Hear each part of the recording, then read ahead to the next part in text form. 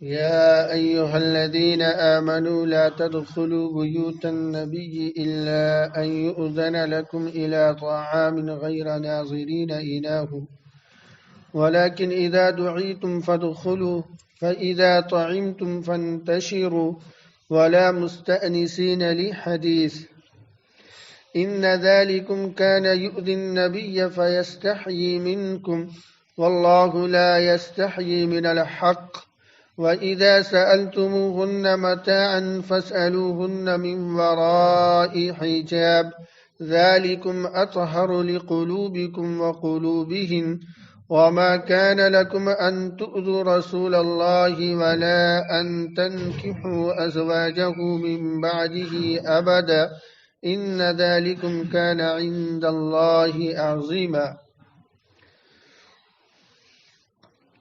اللہ کے نبی علیہ الصلاۃ والسلام کی خصوصیات کا ذکر چل رہا ہے۔ یہ جو آیت ابھی تلاوت کی گئی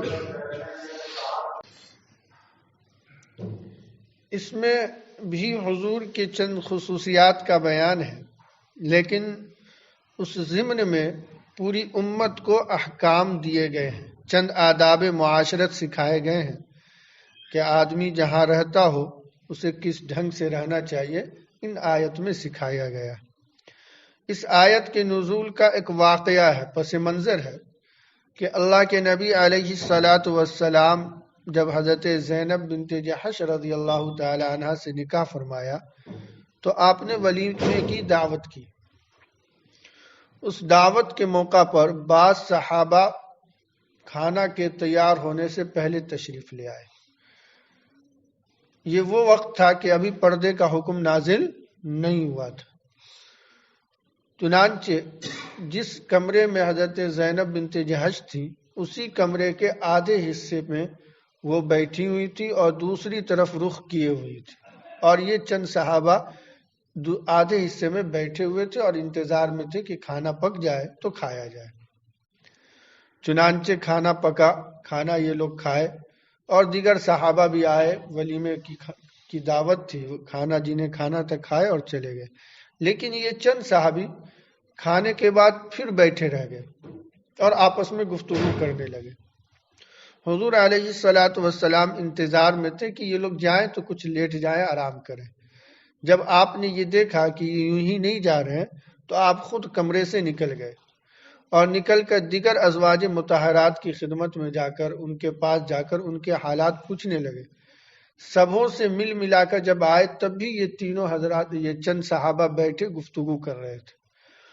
اللہ کے نبی علیہ الصلاۃ والسلام کو اس عمل سے تکلیف پہنچ رہی تھی، لیکن آپ مہمان کی رعایت میں اور اعلیٰ حسن اخلاق پیش کرتے ہوئے آپ کچھ کہہ نہیں رہے تھے۔ لیکن اسی وقت جبرائیل امین تشریف لائے اور جبرائیل امین نے یہ آیت نازل کی، سنایا حضور کو، پھر حضور نے صحابہ کو سنایا اور یہ حکم اس میں دیا گیا۔ اول تو یہ حکم دیا گیا کہ کبھی بھی نبی کے گھر میں تم مت جاؤ بغیر اجازت کے۔ یہ پہلا حکم ہوا کہ کبھی بھی نبی کے گھر میں اسی وقت آؤ جب کہ تمہیں بلایا جائے۔ اور یہ حکم صرف نبی کے گھر کے لیے خاص نہیں ہے، پوری امت کے لیے یہ حکم ہے کہ کسی کے گھر میں اسی وقت جانے کی اجازت ہے جب تک کہ وہ بلائے نہ۔ بلانے پر آپ اس کے گھر میں داخل ہوئیے، بن بلائے کسی کے گھر میں جانا جائز نہیں ہے۔ ایک تو یہ حکم فرمایا۔ دوسرا یہ حکم فرمایا کہ اگر تمہیں بلایا جائے، مثلا کھانے کی دعوت دی جائے تو تم جاؤ، لیکن اتنا وقت سے پہلے مت جاؤ کہ جا کر کھانے کے پکنے کا انتظار کرو اور خواہ وہاں بیٹھ کر گفتگو کرو، کیونکہ ممکن ہے کہ گھر والوں کو تمہارے پہلے پہنچ جانے کی وجہ سے تکلف ہو، دقت ہو، پریشانی ہو۔ نہیں کچھ تو چونکہ شہروں میں تو گھر چھوٹے ہوتے ہیں، وہاں پہنچ جائے تو مزید دقت ہوتی ہے۔ تو دوسرا حکم یہ فرمایا کہ اگر جب تمہیں کبھی دعوت دی جائے اور تمہیں بلایا جائے تو کھانا پکنے سے پہلے یا کھانے کے وقت سے پہلے پہنچ کر وہاں بیٹھ کر کھانے کا انتظار کرنا نہیں ہے۔ یہ دوسرا حکم فرمایا۔ اور یہ حکم صرف حضور کی زندگی کے ساتھ خاص نہیں تھا، بلکہ حضور کے توسط سے پوری امت کو قیامت تک کے لیے یہ حکم دیا گیا کہ ایسے موقع پر کھانا تیار ہو یا کھانے کا وقت ہو جائے، عموماً کھانے کا وقت ہو جاتا ہے تو کھانا تیار رہتا ہے، تو تم جاؤ اور کھانا کھاؤ۔ تیسرے، کھا چکو تو پھر بیٹھ کر گپاشٹنگ مت کرو، فنتشرو، کھاؤ پیو، ملاقات کرو اور چلے آؤ۔ اب اس میں دو وجہ ہے، ایک تو یہ کہ بسا اوقات آدمی کے پاس جگہ تنگ ہوتی ہے تو انتظار ہوتا ہے کہ یہ صاحب جائیں گے تو دوسرے آئیں گے، دوسرے کھا کر جائیں گے تو تیسرے آئیں گے، تو اس بنا پر بھی یہ حکم ہوا کہ تم کھاؤ اور کھا پی کے پھر رخصت ہو جاؤ، بیٹھ کر خواہ گفتگو نہ کرو۔ دوسرا یہ کہ اگرچہ جگہ کی گنجائش ہو، آپ بیٹھ کے بات کر رہے ہیں تب بھی وہ دوسرے کو کھلا سکتے ہیں، لیکن اس کے باوجود تمہارے بیٹھنے کی وجہ سے دیر تک ممکن ہے گھر والے کو تنگی ہو، وہ آنا جانا چاہتے ہوں لیکن تمہارے بیٹھنے کی وجہ سے نہ آ جا رہے ہوں۔ گھر ہے، گھر میں آدمی فری ہو کر بلا تکلف رہتا ہے، اور جب اجنبی آدمی ہو گھر میں تو آدمی بلا تکلف نہیں رہ پاتا، اور بہت سی ضرورتیں کو وہ پوری کرنے کے بجائے وہ روک رکھے رہتا ہے۔ تو اس لیے حضور کے توسط سے پوری امت کو یہ حکم ہوا کہ جب کبھی ایسا موقع آئے تو پھر تم وہاں بیٹھ کر کھا کر بات چیت مت کرو، بلکہ کھانے کے بعد لوٹ آؤ۔ یہ اس وقت حکم ہے جبکہ دعوت کا اہتمام گھر پر کیا گیا ہو، لیکن موجودہ دور میں لوگ کھانے پینے کا اہتمام عموماً ہال میں کرتے ہیں، فنکشن ہال میں، اور وہاں اگر کھانے کے بعد بیٹھ کر گفتگو کی جائے یا کھانے سے پہلے بیٹھ کر گفتگو کرے یا وقت سے پہلے پہنچ جائے تو چونکہ وہاں اس طرح کی کوئی بات نہیں ہوتی، چونکہ جگہ بھی بہت ہوتی ہے اور بیٹھ کرنے کا نظم بھی ہوتا ہے، تو اگر کوئی وہاں وقت سے پہلے پہنچ جائے اور وہاں کھانے کے بعد یا بیٹھ کر گفتگو کرے اور گھر والوں کو ان میں سے کوئی حرج نہیں ہے، عموماً ایسے ہی ہوتا ہے، تو پھر یہ بات مکروہ نہیں ہوگی، حرام نہیں ہوگی۔ یہ اس وقت کی بات ہے جب گھر میں دعوت ہو اور گھر میں بلایا جائے اور یہ پریشانی ہو، تو اس سے باز رہنا چاہیے۔ الغرض یہ 3 حکم نازل ہوا، اس 3 حکم کے نازل ہونے کے بعد بھی مزید آگے چند احکام آئے۔ اس آیت کے نزول میں ہمیں غور کرنے کی والی بات یہ ہے کہ اللہ تعالیٰ نے فرمایا ان ذالکم کان یؤذی النبی، کہ تم جو حضور کے کمرے میں بیٹھے رہے اور حضور کو تکلیف پہنچی، لیکن حضور نے اپنی زبان مبارک سے کچھ نہیں کہا۔ ان ذالکم، تمہارا یہ عمل حضور کو تکلیف پہنچایا، فیستحیی منکم، لیکن اس کے باوجود انہوں نے تم سے شرم کرتے ہوئے مہمان کی رعایت میں تم سے کچھ نہیں کہا۔ لیکن واللہ لا یستحیی من الحق، اللہ رب العزت حق بات کہنے سے، یا یہ کہہ لیجئے کہ بندوں کی تربیت کرنے سے لا یستحیی، کوئی جھجک محسوس نہیں کرتا، اس لیے فوراً یہ آیت نازل کر دی۔ اس میں حضور کی تکلیف کا کتنا خیال اللہ نے کیا، یا ذرا تصور کریں کہ آپ حضور کی ذات اپنے اوپر تکلیف کو برداشت کر رہی ہے، لیکن اللہ کو اپنے محبوب کی یہ تکلیف برداشت نہیں ہوئی۔ اللہ کو اپنے محبوب سے کتنا لگاؤ ہے، اس کا تصور آپ کر لیجئے کہ ایک شخص خود اپنے اوپر ایک تکلیف برداشت کر رہا ہے، اسے کوئی گوارا، وہ اس کے برداشت کرنے میں کوئی حرج محسوس نہیں کر رہا، لیکن اللہ رب العزت کو اپنے محبوب کو ادنا تکلیف دینا بھی پسند نہیں آیا، اور مستقل آیت نازل ہو گئی اور مستقل صحابہ کو ایک طرح سے کہیے ڈھکے چھپے لفظوں میں ڈانٹ پلائی گئی کہ تمہارا یہ عمل صحیح نہیں ہے، تمہاری وجہ سے حضور کو تکلیف ہو رہی اور ہمیں یہ برداشت نہیں ہے۔ آج ہمارے اعمال ایسے، دیکھیے حدیث میں 2 بات ہے، ایک بات یہ ہے کہ ہفتے میں 1 بار، اور ایک روایت میں یہ ہے کہ روزانہ شام میں عام مسلمانوں کے اعمال حضور کی خدمت میں پیش کیے جاتے ہیں، اور حضور کل قیامت کے دن مسلمانوں کو ان کے اعمال سے پہچان لیں گے، یہ حدیث میں ہے۔ اب جو ہمارے رات و دن کے اعمال قرآن و حدیث کے خلاف ہوتے ہیں اور وہ جب حضور کی خدمت میں پیش ہوتے ہوں گے تو کیا حضور کی دل کو تکلیف نہیں پہنچتی ہوگی؟ کہ ذرا سوچیے کتنی تکلیف پہنچتی ہوگی۔ حضور کی ذات جس نے اپنی زندگی اور اپنے گھر والوں کی زندگی، اپنے صحابہ کی زندگی کو داؤ پر لگا کر، کتنی مشقت سے، کتنی تکالیف جھیل کر، بھوکے پیاسے رہ کر اس دین کی آبیاری کی، اور اس دین کے ماننے والے خود اس دین پر عمل پیرا نہ ہو بلکہ اس کا مذاق اڑائیں، تو ایسی صورت میں حضور کی دل کو کتنی تکلیف پہنچتی ہوگی ہم آپ تصور کر سکتے ہیں۔ اور جب حضور کو تکلیف پہنچ رہی ہوگی، ظاہر ہے حضور قبر میں حیات سے ہیں، تو اللہ رب العزت کو اپنے محبوب کی اس تکلیف پر تکلیف نہیں پہنچ رہی ہوگی۔ جب ایک ادنا سی تکلیف پر مستقل آیت نازل کر دی، تو اب اس تکلیف پر اللہ کی جو اپنے محبوب کو پہنچ رہی ہوگی، تو اللہ کو جب تکلیف پہنچے گی تو اللہ کی رحمت کی نظر ڈالیں گے کہ غضب کی نظر ہم پہ ڈالیں گے؟ اسی لیے علماء کہتے ہیں کہ ہمارے احوال ہمارے اعمال پر موقوف ہے۔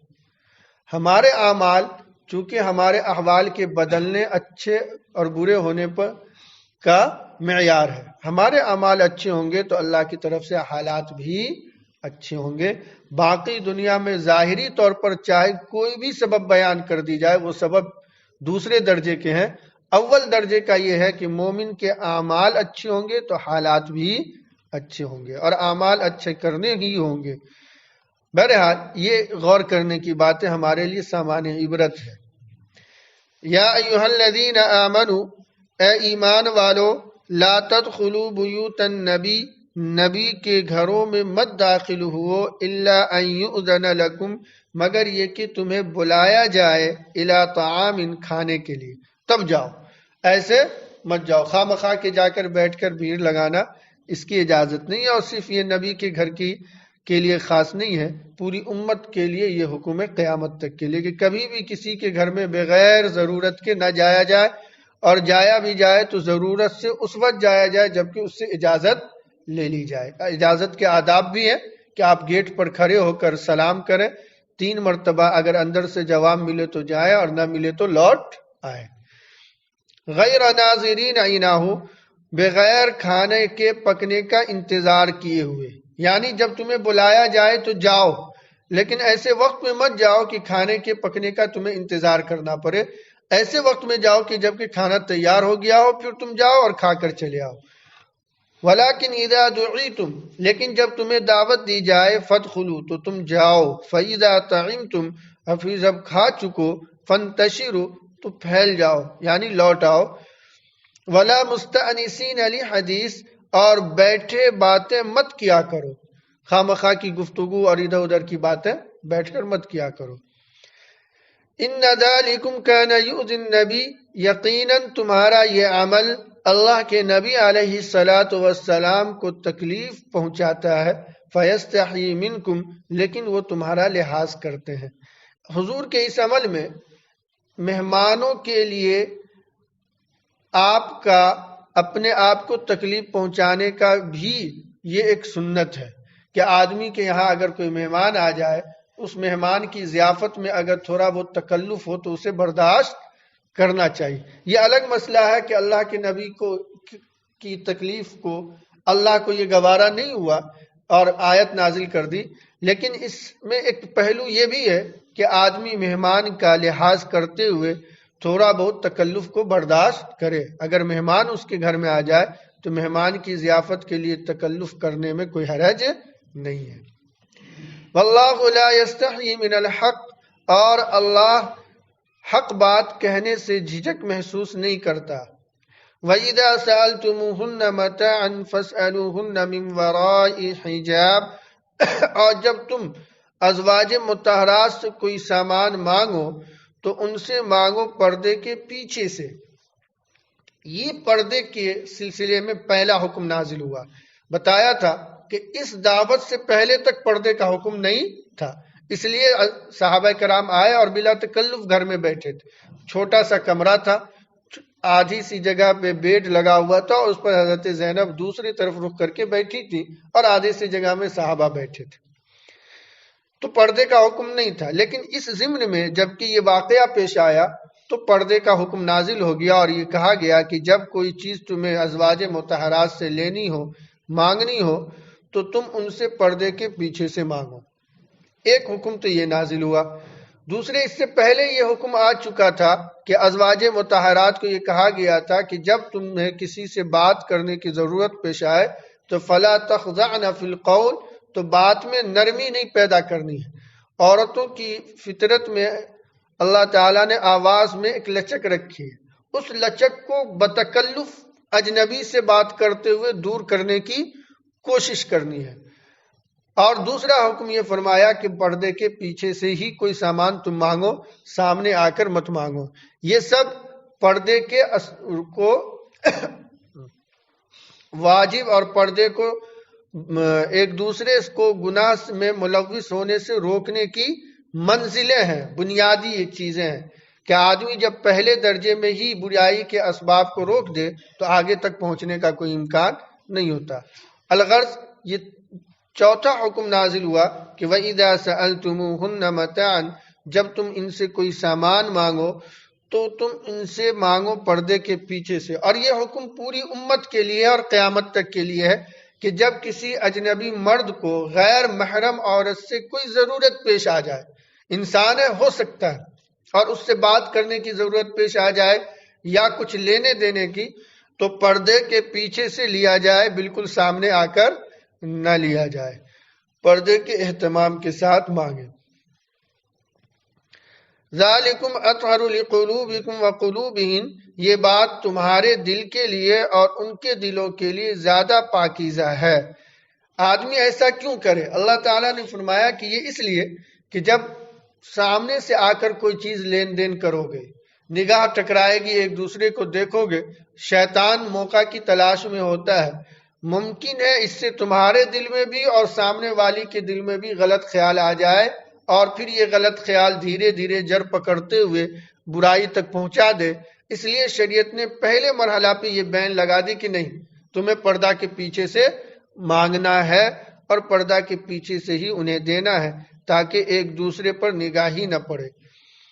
یہ ازواج مطہرات کے توسط سے پوری امت کو حکم ہے۔ یہ یاد رکھیے، قرآن کا کوئی حکم اگرچہ خطاب صحابہ کو ہو، صحابیات کو ہو، حضور کو ہو، لیکن حکم عام ہوتا ہے، قیامت تک کے لیے حکم ہوتا ہے۔